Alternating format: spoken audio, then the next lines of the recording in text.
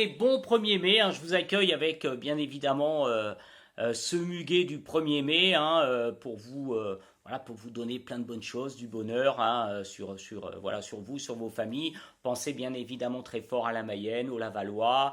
Voilà, donc 1er mai, eh ben, écoutez, on n'est pas de repos, nous, hein, l'objet du Stade Lavallois, c'est pas le travail, hein, c'est avant tout du plaisir. Donc on a décidé de faire une émission aujourd'hui voilà, de l'objet du Stade Lavallois. On a laissé un peu pousser, voilà, on est un peu en semi-week-end, hein, mais on n'oublie pas bien évidemment l'objet du Stade Lavallois. Aujourd'hui, l'objet du Stade Lavallois, bah, regardez, ça va être simple, hein, c'est un maillot. Voilà, il est là. C'est un maillot loto de la saison 2001-2002, donc de division 2 du Stade Lavallois, marqué du fameux numéro 15, hein, regardez, de Franck Hez. Voilà, numéro 15 de Franck Hez. Pourquoi ce maillot? D'abord pour faire un petit coucou à Franck Hez, joueur emblématique du Stade Lavallois. Il est quand même resté 5 ans et puis il a entraîné beaucoup en Mayenne, hein, à Mayenne, à Changé.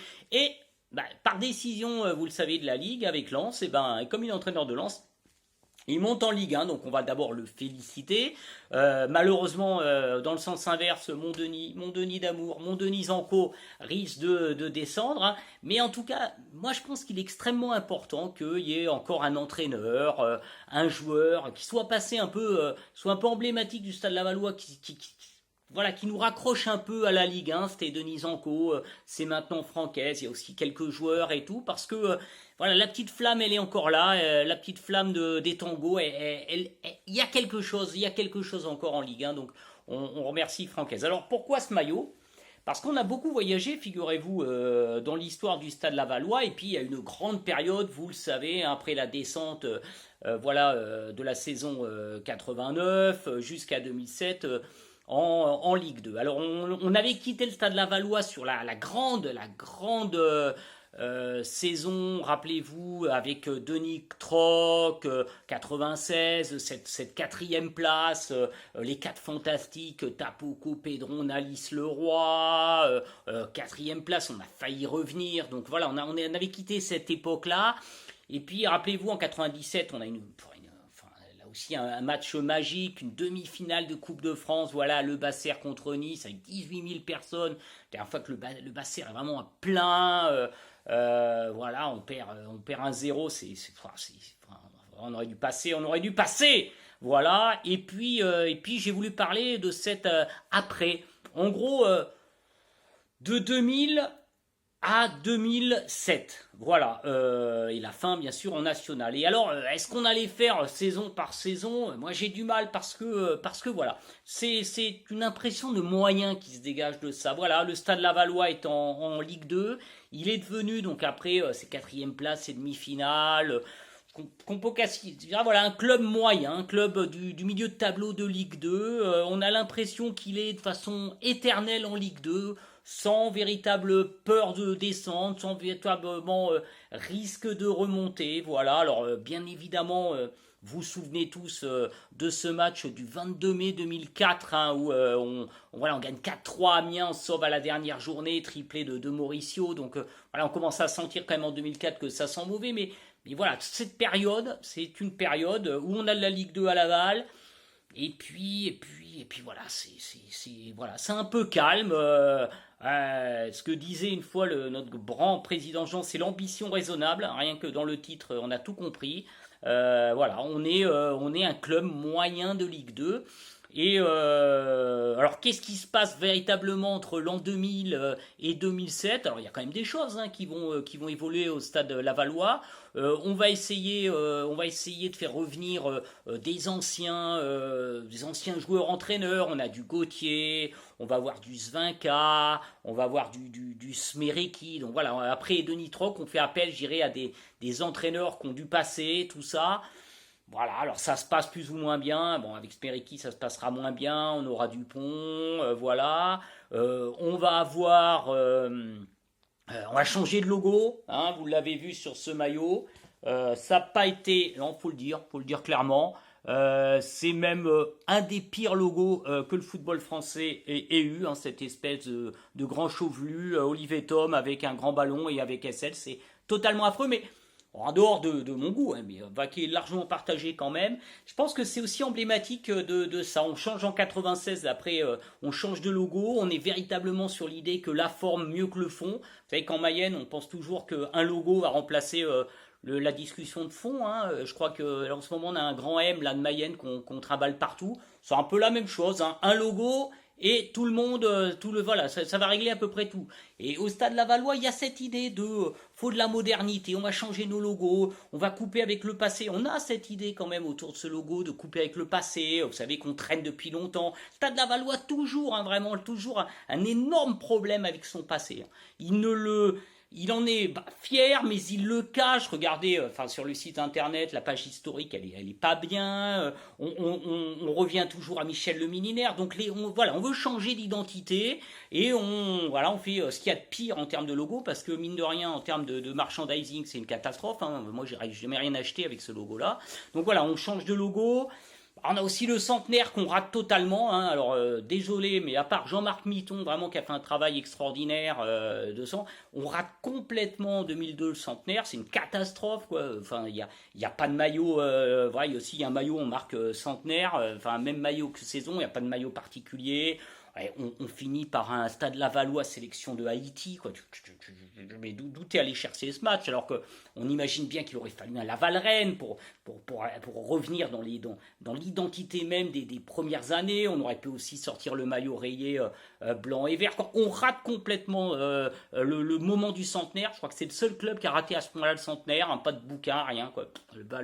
Le néant le plus total. Donc voilà, on est dans ces années.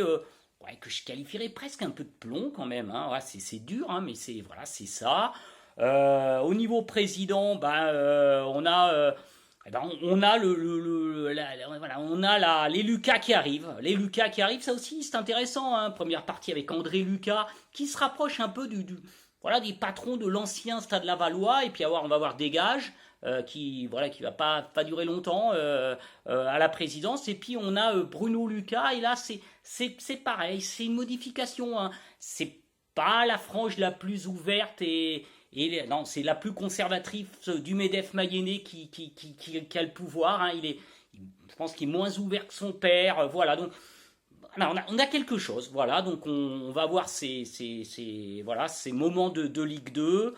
On va finir 10e, 8e, 11e, voilà. Donc, alors qu'est-ce que j'ai voulu dire autour de ce maillot ? C'est que moi, ce que j'en tire de ces années-là, c'est d'abord, on avait envie en début de saison, et puis on se rend compte qu'on est une équipe moyenne. Mais on va surtout mettre en avant, pour moi, des joueurs, plus que des saisons, des joueurs. Et j'ai voulu, en effet, mettre, d'abord Francaise, voilà. Alors regardez, il est là sur son album Panini, hein, de l'époque, hein. Francaise, qui est un joueur qui a passé 5 saisons, qui a marqué le Stade Lavallois. Bien évidemment, de cette Ligue 2, on a Guillermo Mauricio. Alors j'aurais voulu vous présenter un maillot de Guillermo Mauricio, malheureusement j'en possède pas un. Guillermo, tu les gardes, hein, vraiment les maillots, hein, parce qu'on en aura besoin pour le tu te rappelles? Hein, on t'en a parlé, Guilherme, du grand musée du Stade Lavallois. Tu auras quasiment une pièce à toi tout seul. Tu vois, 99 buts, 9 saisons, meilleur buteur du Stade Lavallois.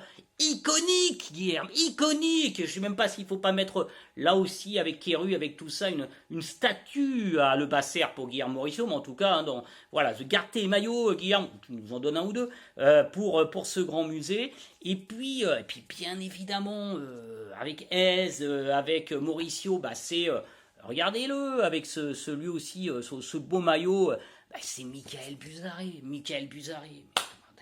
Est-ce qu'il existe encore un Michael Buzarri sur cette terre ?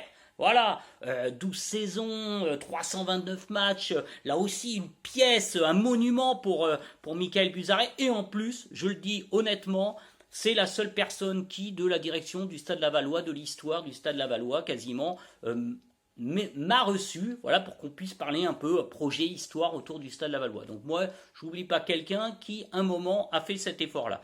Voilà, Michael Buzaré, là aussi, garde tes maillots, hein, tu peux nous enfiler, bien évidemment, mais pour le musée, parce que, putain, Michael Buzaré, voilà, il rentre au Panthéon, vous savez qu'il y a des panthéons, il y a les Hall of Fame, hein, aux États-Unis, le Hall of Fame du Stade Lavallois, ben, vous l'avez, hein, Francaise, Mauricio, Buzaré.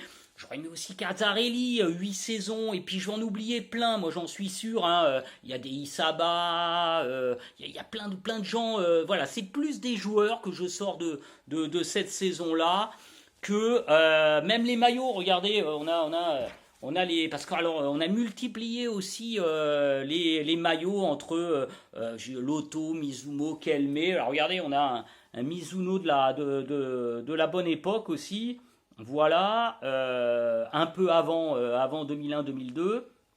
Voilà. Mais bon, voilà ce que je retiens à travers ce maillot, bien évidemment, du Stade Lavallois, c'est à la fois toutes ces équipes, voilà, toutes ces équipes de cette Ligue 2 où on a été un acteur important, mais voilà, il manquait peut-être, voilà, on a toujours rêvé de passer le cap des super joueurs. Et voilà, moi je suis enfin, c'est dommage qu'un Guillermo Mauricio il n'ait pas pu connaître la Ligue 1, quoi. Il le méritait, des Buzaré, voilà, des Francaise, je vous l'ai dit, des Cazzarelli, donc tout ça, n'hésitez pas dans les commentaires de nous citer tous les joueurs qui vous ont marqué, hein, de cette période 98-2007, voilà.